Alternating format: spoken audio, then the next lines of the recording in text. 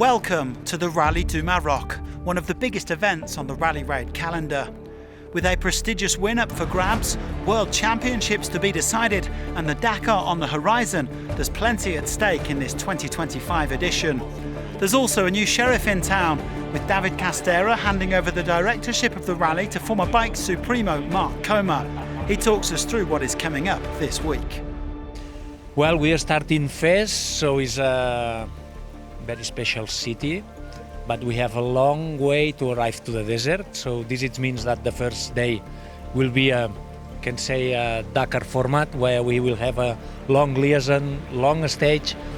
But then we are in the Arfoot area for the stage 2 until stage 5, so we can play with the design of the stages to have all the ingredients that we need to create something interesting. Interesting and no doubt very tough if recent history is anything to go by. It starts with today's 19-kilometre prologue before the rally sets up shop in Erfoud for several loops in and around the dunes. Almost 1,500 kilometres against the clock across some of the sport's most challenging terrain with tricky navigation to boot. The Rallye du Maroc is definitely not for the faint of heart. Well, the start list this week is a who's who of Rally Raid royalty. All of the big guns are here, and no fewer than 229 vehicles are taking part.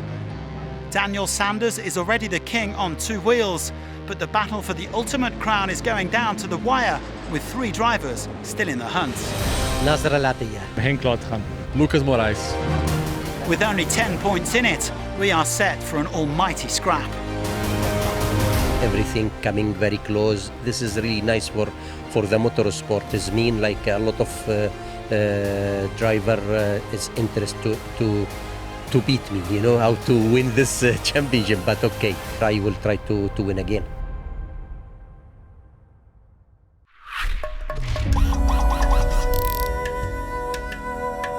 Well, Daniel Sanders has been a cut above this season, but the race to finish second in the World Rally Raid Championship is most definitely on. Luciano Benavides has a 3-point advantage on Tosha Schreiner and Ricky Brabeck, but they both finished ahead of him today. The Argentine said you had to have your eyes open. The riders had to pass within 20 metres of the waypoints to validate them, and the notes came thick and fast. But he still had some fun on his way to 4th place, and he wasn't the only one. Schreiner was second despite struggling with arm pump from kilometre 5 onwards, but he pointed out that the real battle starts tomorrow.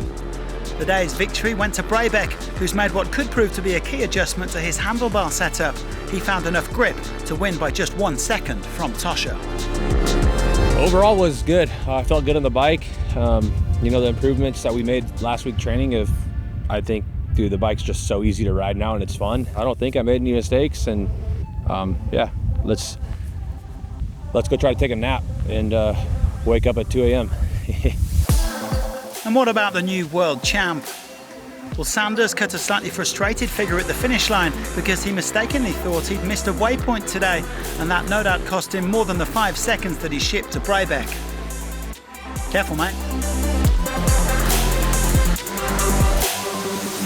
It was really hard to find the way and to read the road book as well with this high speed. It was like read it, follow the track, and yeah, I just slowed down way too much because I thought I had to turn around to catch a waypoint because I missed one. So we'll regroup tonight and get ready for the big day tomorrow.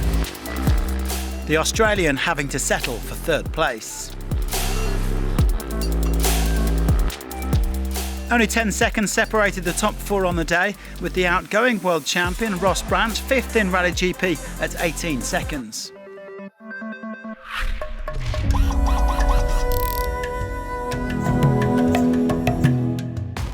Edgar Canet is out to secure the World Cup title in Rally 2 this week. The Spaniard came second in class today, describing it as a bit of a weird prologue. On a day of very fine margins in the bikes, he missed out on victory by a single second. And being the fierce competitor that he is, even at 20 years of age, he wasn't best pleased about it.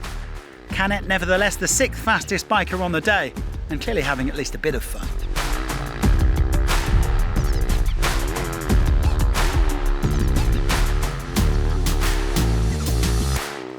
The Rally 2 win went to Michael Doherty, who's currently second behind Canet in the World Cup standings, 14 points adrift.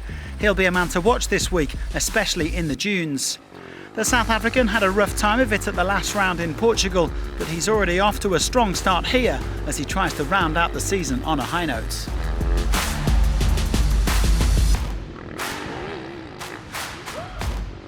Yeah, no, it feels good to start, burn out all the cobwebs, but yeah, overall good. Nice smooth prologue, no mistakes, so that was the main key. So yeah, looking forward to tomorrow. That's when the big race starts, and yeah, going to give it my all for this rally. Tobias Ebster, Martin Ventura and Preston Campbell rounding out the top 5 in Rally 2, 27 seconds separating the top 5 on this prologue.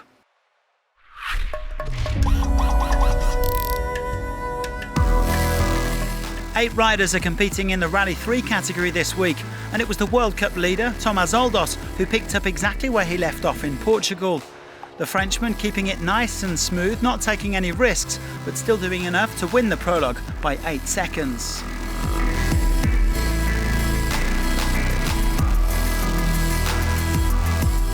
In second place was Noah Sankt, the son of 3-time Dakar winner Richard Sankt, who died when Noah was just a baby.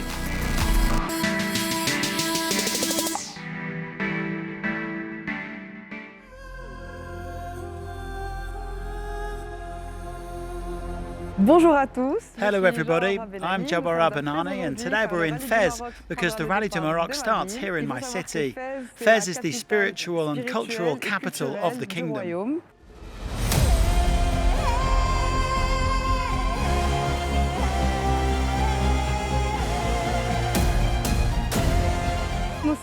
Now we're in the Medina of Fez, in the Old Town, which is a UNESCO World Heritage Site.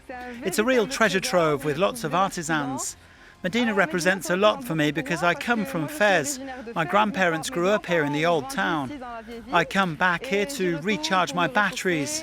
It is a magnificent place to visit, full of history and full of colour.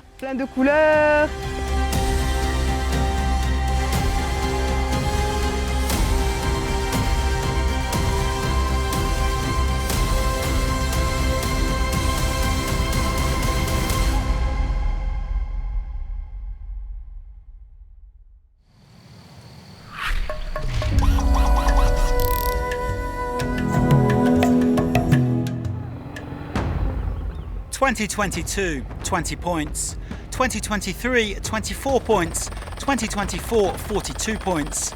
That's Nasser Al-Attiyah's margin of victory in the World Rally Raid Championship over the past 3 seasons. But this year, he has been pushed like never before. The Qatari starts the week 9 points ahead of Henk Latekan and 10 ahead of Lucas Morais. But he was out to make a statement today that he has absolutely no intention of relinquishing the crown. The defending champion in Morocco winning the prologue by 11 seconds.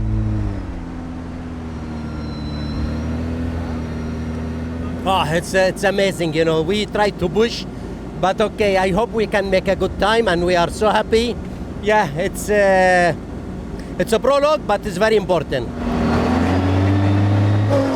Very important because it shapes the starting order for tomorrow's first stage. And for Al-Attiyah's closest rival, Latekan, it wasn't such a good day. The South African admitted he and Brett Cummings were a bit hesitant and lost their way at various points. The result was 14th place and no say in tomorrow's starting positions.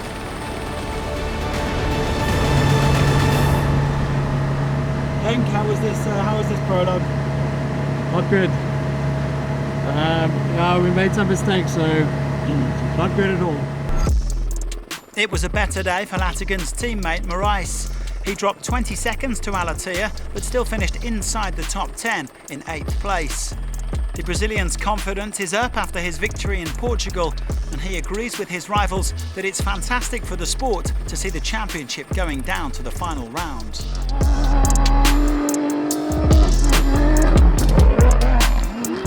After entering just one car in Portugal a few weeks ago, Ford M Sport have brought their full armada to Morocco. Matthias Ekstrom, Mitch Guthrie, Nani Roma and Carlos Sainz. The fastest of the quartet today was Ekstrom, who's happy to be back in the big car after winning a couple of stages in the Challengers in Portugal. The Swede finishing in 5th. In fourth place was Mathieu Serradori. The Frenchman's driving Century Racing's new CR7 with its next generation chassis. And after testing in Botswana, South Africa and Morocco, he is delighted to be here, putting the car through its paces. He and co-driver Loic Minaudier are also looking forward to pitting themselves against the top drivers from Ford, Toyota and Dacia. Well, speaking of Dacia, there were two sand riders on the Prologue podium, with Sebastian Loeb in third place. The Frenchman was one of many to comment on the difficulty of the blind crests, with one driver saying it was like Space Mountain out there, but Loeb still put in a solid run and only lost 17 seconds to his teammate, al-Attiyah.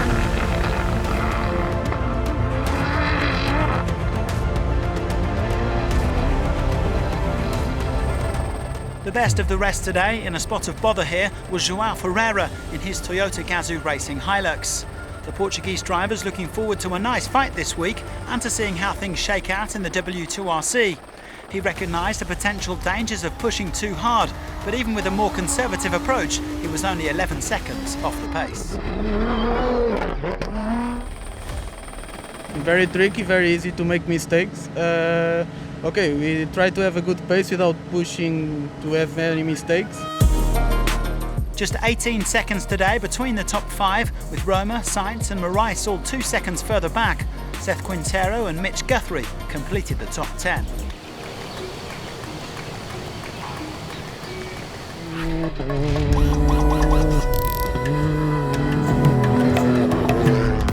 W2RC frontrunner Nicolas Cavigliasso is out to finish the job in the Challengers. The Argentine's wife, Valentina Pertigarini, has already won the co-driver's title for the second year running, and Nico just needs to keep things steady in this final round to join her as champion. He was 38 seconds off the pace today. Well, Cavigliasso doesn't need to push like crazy because he is 29 points ahead of his nearest Challenger Championship challenger, and that's this man, Pau Navarro. The Spaniard is part of a very strong BBR Motorsport lineup, and he couldn't quite match his teammates today. He finished over a minute off the pace. Well, victory went to Jaden Els, a young man that we met a little earlier in the season in South Africa. Just 21 years of age, the former karting world champion is quickly getting to grips with Rally Raid. It'll be interesting to see if he can live up to this promising prologue once we get properly stuck into the rally. Els leading in Emilio Fernandez and Puk Klassen, while former bike star Kevin Benavides was fourth. More on his switch to the T3s tomorrow.